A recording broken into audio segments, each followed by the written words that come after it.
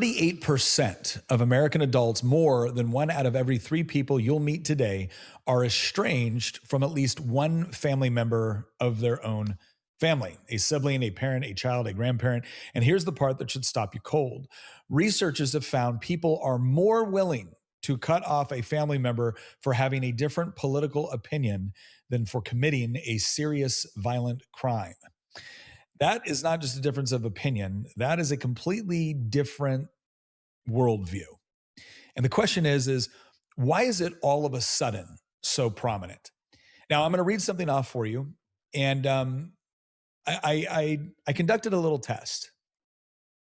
And I'm going to read this before I tell you what the test was, because the bottom line is I received a letter like this once. Very similar, not exact, but very similar. I was actually shocked at how this letter was had so many common themes to the one I received. Now you could say that, maybe that makes sense. I'll let you decide. But here we go. The subject of the letter is necessary boundaries / why I'm stepping back. Dear mom, dad, and the rest of the family, I'm writing this because I need to be clear and direct. After years of trying, I've reached the point where continuing contact is no longer healthy or safe for me. I'm implementing firm boundaries and limiting, and in some cases, ending contact for the foreseeable future. The core issue is not, quote, disagreement. It's that your politics, the candidates you support, and the worldview you defend actively harm people I care about, including me. When you vote for and defend policies and figures that target immigrants, LGBTQ plus people, especially trans people, women, people of color, and the planet itself, that is not a neutral difference of opinion. It is complicity in harm. I will not keep performing emotional labor to explain basic human dignity, systemic racism, climate reality, or why, quote, both sides rhetoric is a false equivalence when one side is openly authoritarian, anti-democratic, and rooted in white Christian nationalism. I will not sit through another holiday or phone call where my existence or the existence of people I love is treated as a debate topic or a punchline. I will not continue to absorb the stress, the microaggressions, and the gaslighting that comes from trying to maintain a relationship with people who refuse to examine their privilege or the real-world consequences of their votes. This is not about me being intolerant of intolerance. It is about protecting my mental health and refusing to normalize bigotry in my personal life. Therapy has helped me see how toxic and one-sided these dynamics have been. I have done the work. I am done asking you to do yours. If at some point in the future you demonstrate genuine growth, meaning concrete changes in how you vote, speak, and show up, then we can revisit contact. Until then, please respect the boundary. Do not call, text, or show up uninvited. I will not respond to attempts to argue, guilt trip, or both sides this. I hope you someday choose curiosity and empathy over the ideology that is currently more important to you than your relationship with me. Until then, this is goodbye. Now, the way this started off was I went into Grok and I said, generate a fairly standard liberal email to her family explaining to them why she is breaking contact with her conservative family. Use all the typical tropes. And when Grok kicked this out, I was like, holy crap, this is a form letter. Because not only have I received a letter similar to, not exactly the same, but very similar,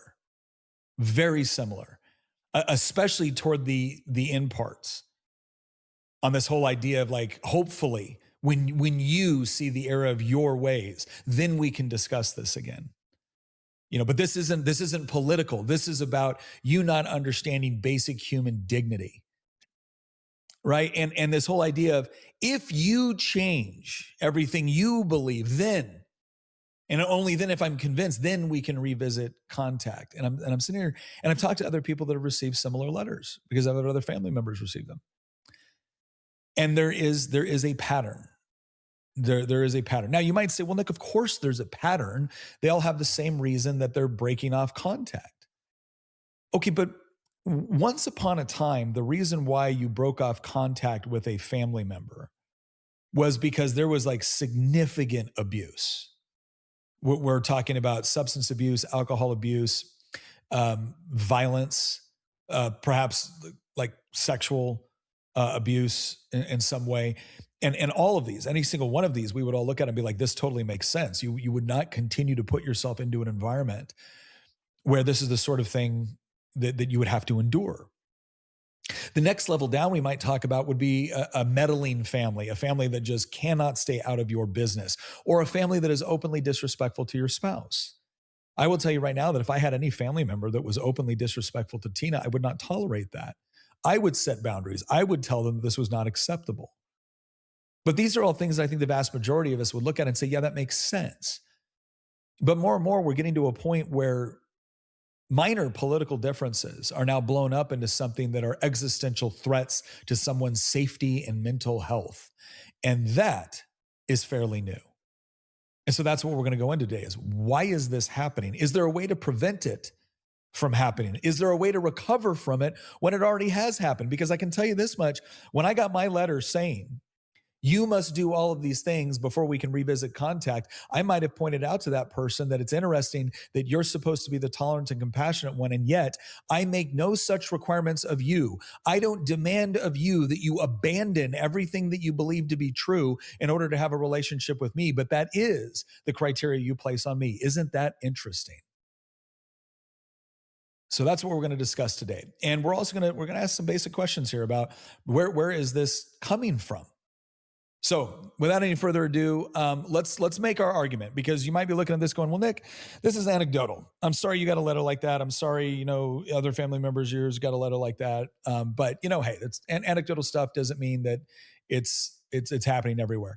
Well, like I already said, 38% of adults are estranged. Now, let's assume that some of those estrangements make perfect sense. It's those first two categories that I talked about, where there's very genuine physical abuse, or you have a situation where you have that meddling parent that just refuses to treat you with respect. And I don't mean respect as in agreeing with all of your positions, but at least refuses to acknowledge that you're an adult, then you do have the right to make those decisions. So, Christian, take us through this first graph here to kind of demonstrate that this is an emerging phenomenon. Ladies and gentlemen, we need to talk about our friends over at Human Coalition, because here's the deal. Every child is a gift from God, but thousands of women feel like abortion is their only option because they're alone and unsupported. And because, let's face it, a lot of women have been grown up with this narrative that abortion is the correct option. Well, Human Coalition knows that's not the answer, and they want to help these women make a different decision. For only $26, you reach women right at the point where they're scared and searching online for alternatives to abortion. And by the way, Human Coalition doesn't just provide a good message, they actually provide real resources that make the difference. Free ultrasounds, real resources in the form of continuum care. So it's not just about, oh, good, you had the baby, bye. No, Human Coalition shows up after they've had the baby as well to make sure that they have the resources they need to be stable in their families. So most of these moms want to keep their babies. They just need their circumstances to change. And that's where Human Coalition comes in. So your $26 gift to Human Coalition actually helps preserve a legacy of life.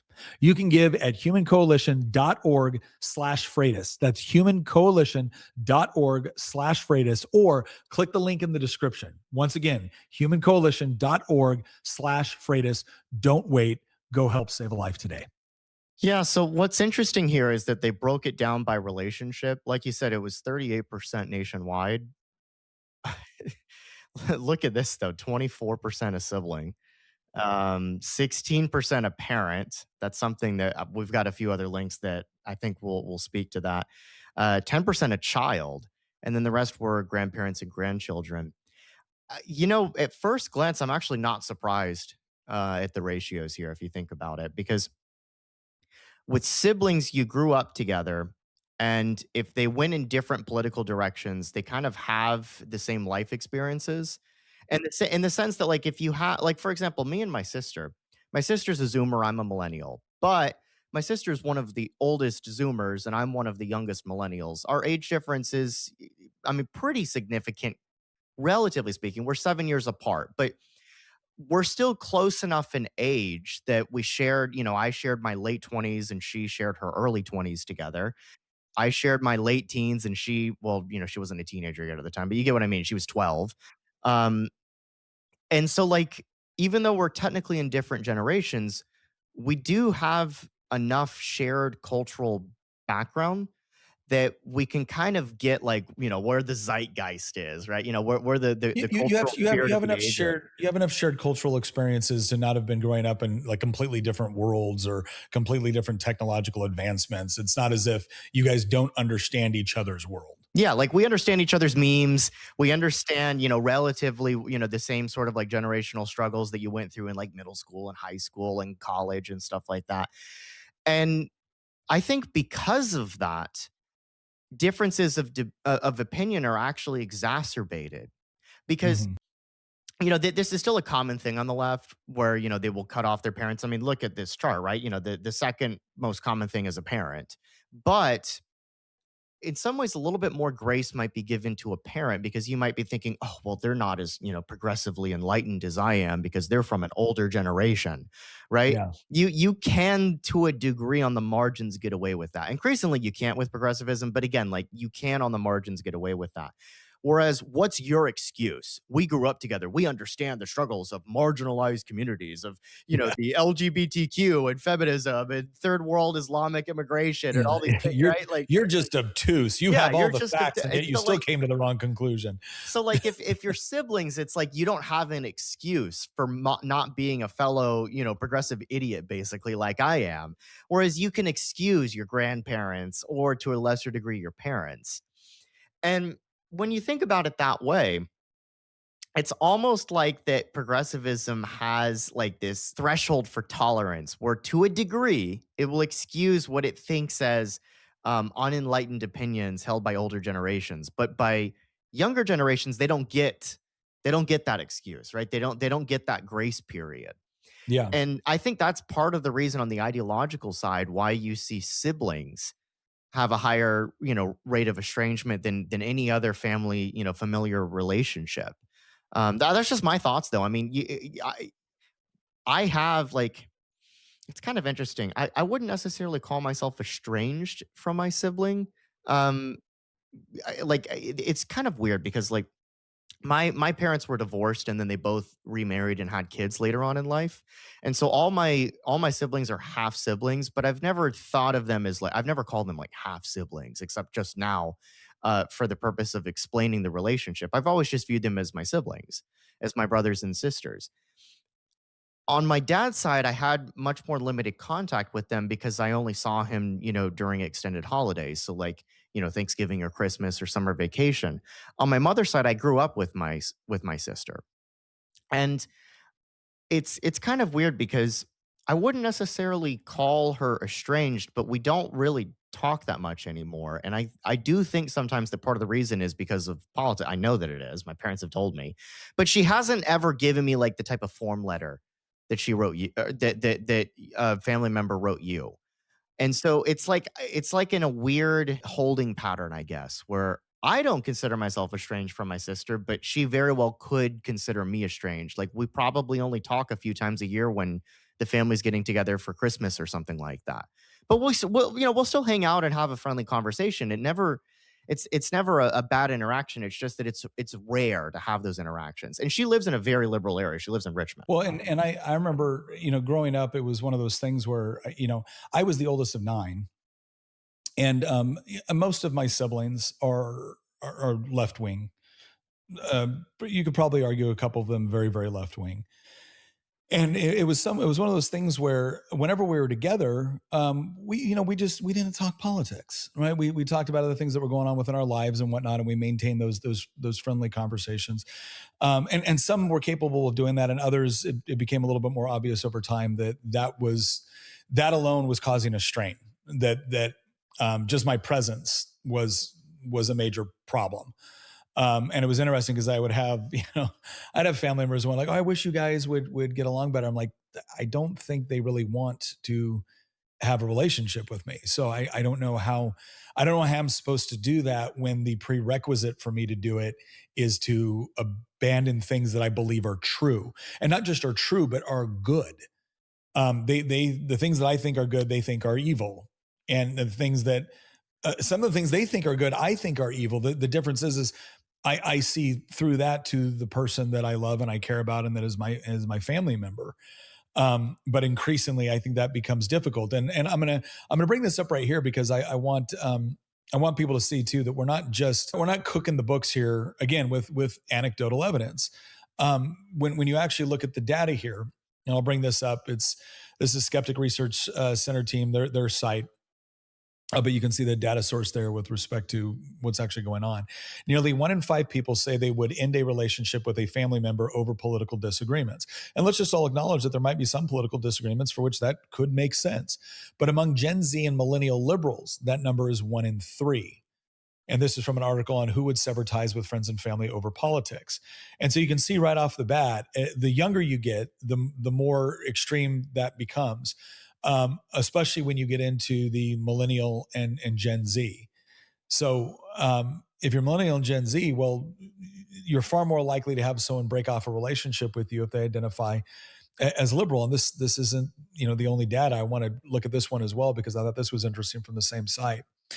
New report on which Americans are likely to end relationships over political disagreements. Again, says over 1 in 5 Americans have severed ties with friends and nearly 1 in 6 with families. Gen Z and millennials were the groups that most likely say they have severed ties with friends and family over politics. Liberals of all ages were more likely than other political groups to say they have severed ties with friends and family. Look at this part. This one's a very liberal non-parents sever ties at the highest, at the higher rates than other groups.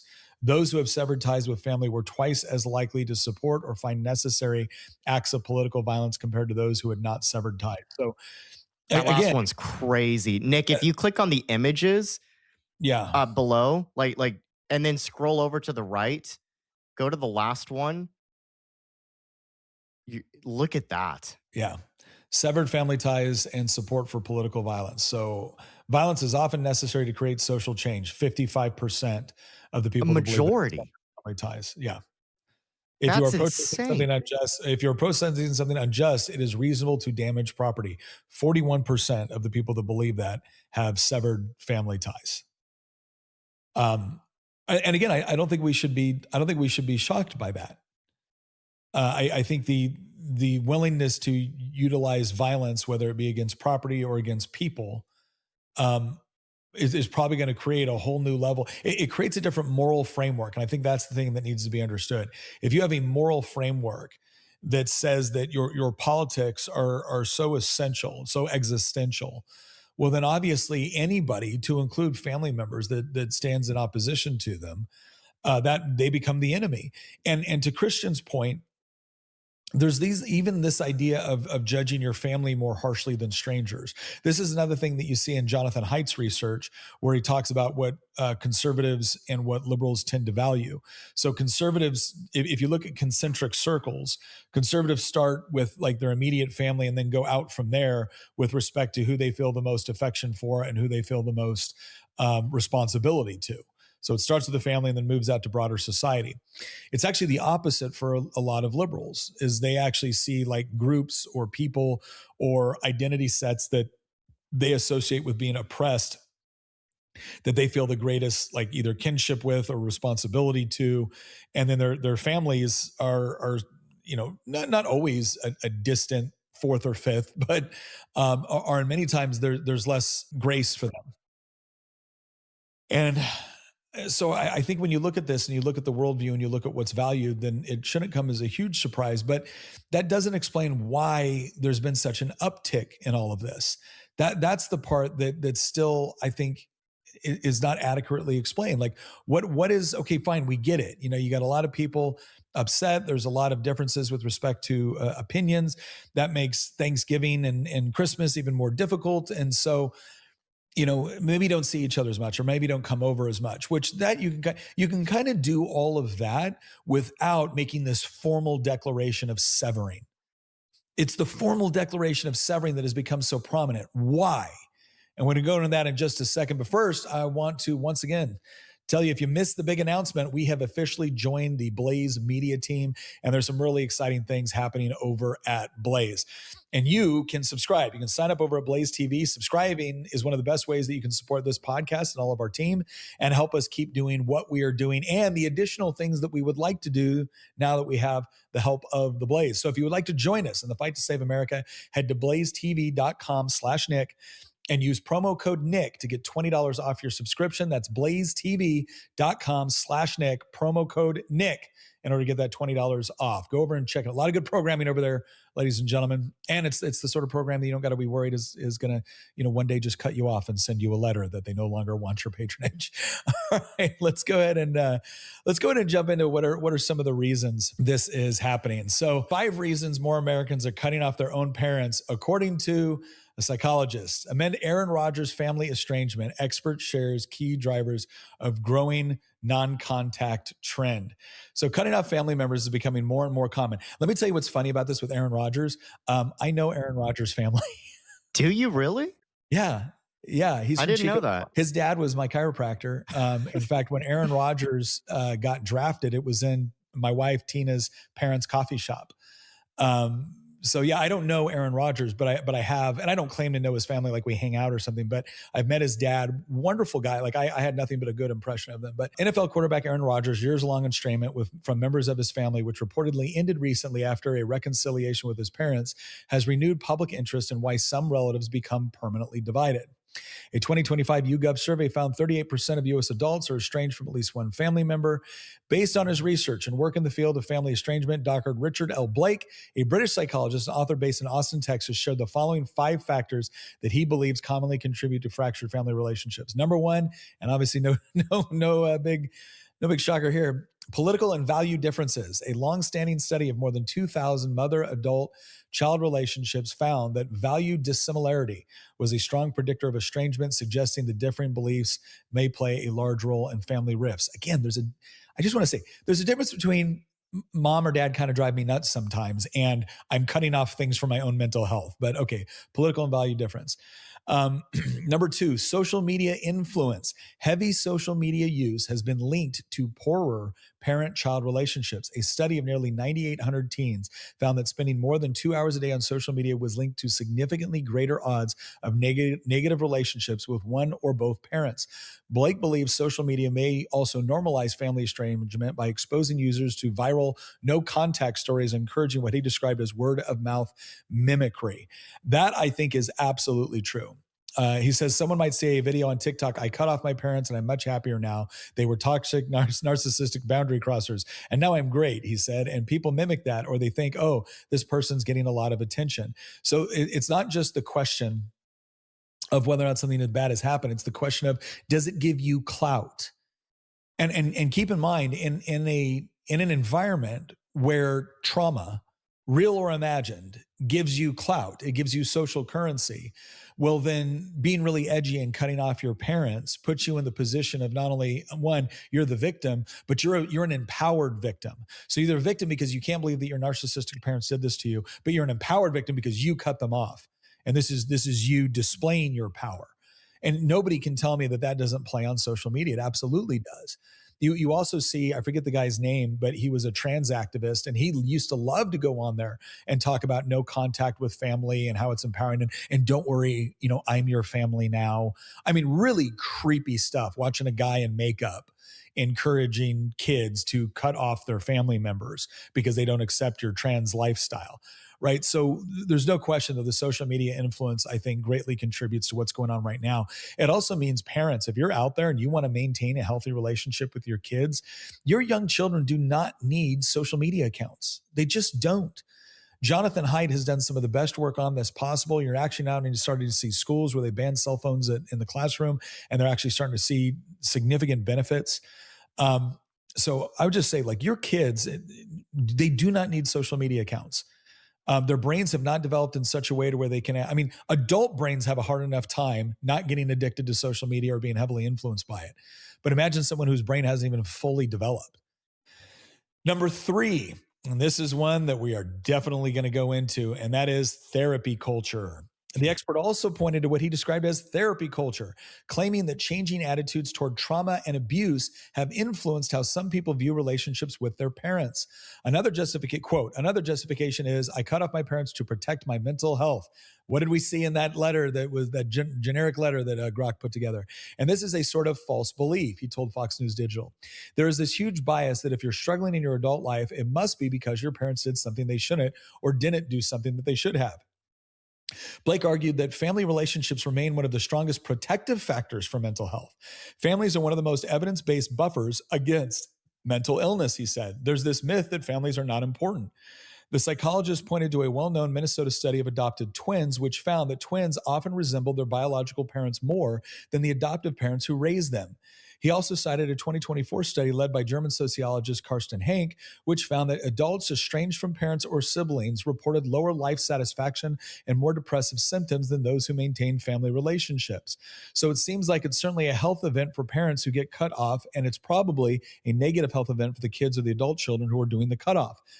It is the lie that they're going sold that they're getting sold on social media. Cut off your parents and your mental health will be better.